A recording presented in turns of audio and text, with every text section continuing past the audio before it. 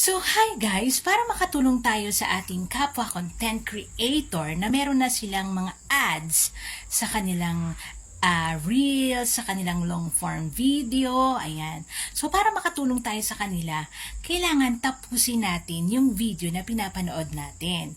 Kasi alam nyo ba, usually yung mga ads nandun sa pinaka-dulo ng video natin. So, kailangan panoorin din natin yon para naman makatulong tayo sa ating mga kapwa content creator. Kasi sabi nila, kung ano daw yung ginawa mo sa yung kapwa, babalik din yun sa'yo. So, ako iniisip ko, wala pa naman kasi tayong ads na nire-receive sa ads on reels natin. Hindi pa tayo na-invite sa ads on reels at hindi pa rin natin nakukomplete yung requirement natin para sa in-stream ads.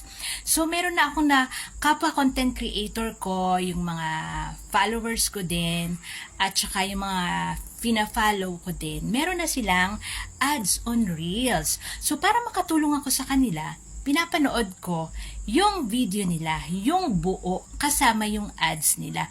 Para syempre, makatulong din ako sa kanila.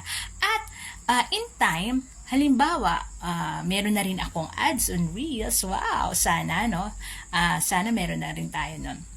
So, kapag nagkaroon din ako ng ads on Reels na, so sana ganun din yung gawin ng mga supporters ko at followers ko. So, sana po, kayo po, ganun rin ang gawin nyo.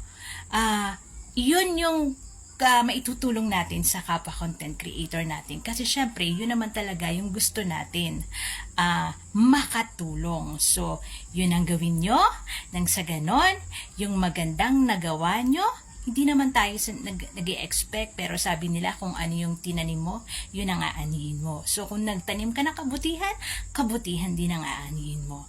So, yun lang guys, and have a great day and more blessings to come to us. Sana yung lahat ng wini-wish natin ay magkatotoo para lahat ay happy.